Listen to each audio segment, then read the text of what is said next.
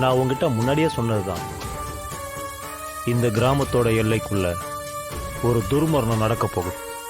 இதெல்லாம் ஒரு துஷ்ட சக்தி தான் பண்ண போகுதுன்னு சொன்னல.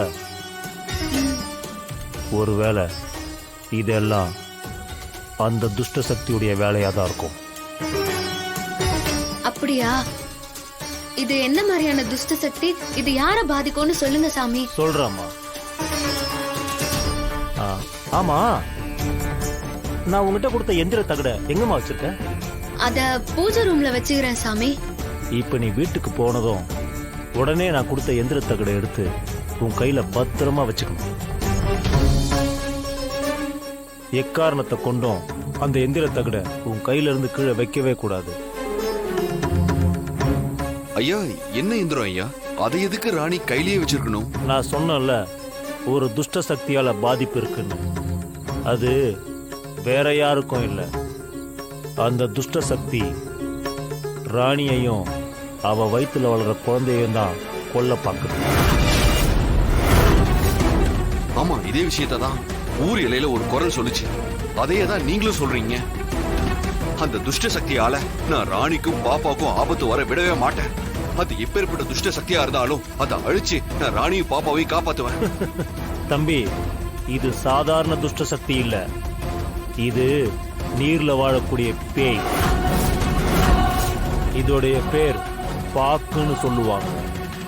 அதனாலதான் ராணியோட உயிருக்கு ஆபத்துன்னு சொல்றோம். அந்த துஷ்ட சக்தி ரொம்ப கொடூரமானது. அதால பொம்பளைங்க உடம்புக்குள்ள மட்டும்தான் போகவே முடியாது. அது மட்டும் இல்ல, அதால மங்களகரமான எந்த ஒரு பொருளையும் தொட முடியாது.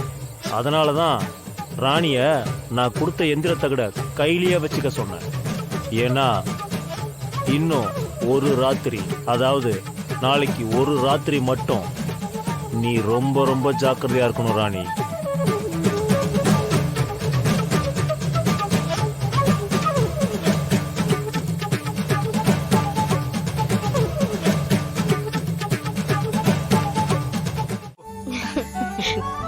இதுல என்ன தாத்தா இருக்கு? மாப்பிள்ளை எங்கம்மா போனாரு? அவர் காலையிலே வெளியே போயிட்டாருமா. மதிய சாப்பாட்டுக்கு வந்துருவாருல்ல? வந்துடுறேன்னு சொல்லிட்டு போனாரு. அதான் சமையல ஒரு கலைன்னு சொல்றான். மாப்பிள்ளையே வந்துட்டாரு.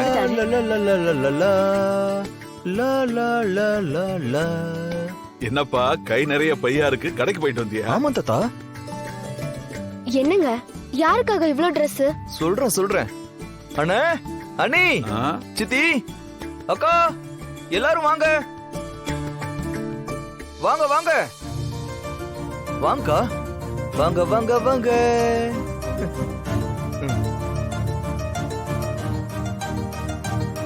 எல்லாரும் வந்தாச்சா?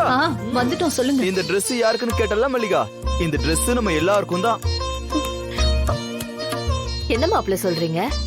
நம்ம எல்லாருக்கும்னா? அத்த, இவங்க எல்லாரும் உங்களை மதிச்சு ராணி அக்காவுக்காகவும் மல்லிகாக்கு தாலி பிரிச்சு கொடுக்கிற ஃபங்க்ஷனுக்காகவும் நம்ம ஊருக்கு வந்து இங்க தங்கி ஃபங்க்ஷனை சிறப்பா செஞ்சு கொடுத்துருக்காங்க. அவங்களுக்கு நம்ம மரியாதை செய்ய வேணாமா அத்த?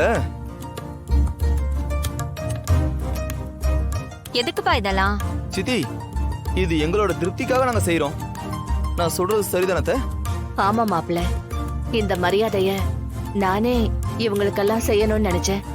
நீங்க செஞ்சிட்டீங்க. அத்த, நீங்க நினைச்சாலே இந்த மாப்பிள்ள செஞ்சு முடிச்சிருவான் அத்த. பின்றானே.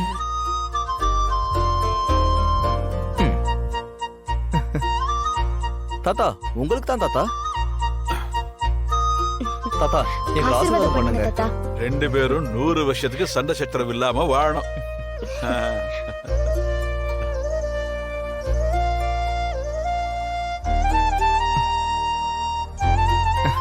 வா, இந்தாங்க. Thank you. இந்தாங்க. தேங்க்யூப்பா.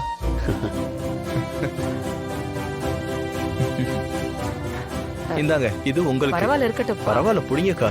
சரி சித்தி, உங்களுக்கு. ஆமா, எங்க எல்லாருக்கும் கொடுத்துட்ட. ராணி சித்தார்த்துக்கு எதுவும் இல்லையா? என்ன இப்படி கேட்டுட்டீங்க? அவங்களுக்கு இல்லாமையா? ராணி அண்ணி இல்லனா என் கல்யாணமே நடந்திருக்காது. இவங்க 2 பேரையும் நான் எப்படி மிஸ் பண்ணுவேன்? அதனாலதான் அவங்களுக்கு நான் ரொம்ப ஸ்பெஷலா வாங்கியிருக்கேன். மல்லிகா எப்படி வா மாமா அனி. பரவாயில்ல பசுபதி. அண்ணா பரவாயில்ல, நான் வாங்கிக்கோங்கண்ணா. வாங்கிக்கோங்க தம்பி, 2 பேரும் ஆசீர்வாதம் வாங்கி அப்படியே எங்களை ஆசீர்வாதம் பண்ணுங்க.